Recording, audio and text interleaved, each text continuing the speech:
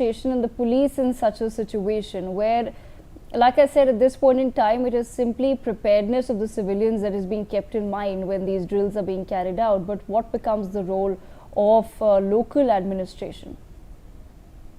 Administration plays a very commendable role, and what exercise happened yesterday, I think the cohesion between the local administration and the cantonment administration was not to a level of a seamless level, because when this war situation arises, I think lots of things depends on the very calibrated, structured and well thought out, templatized communication and execution at the ground level.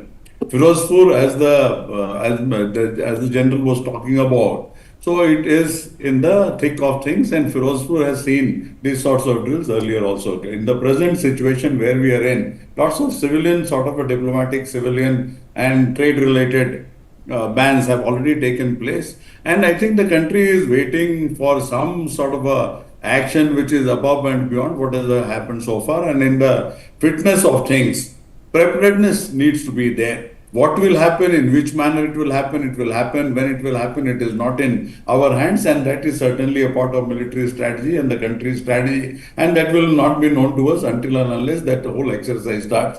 But for as far as we are concerned, it has to be a total preparedness, and civilians form an important part of this whole exercise, because if casualties were to happen on the civilian side, it takes the war to a totally different situation, and the sympathy factor inside the country might also change. So civilians have to be ready. In 65, 71, 2001 and 2002 January, these exercises have taken place.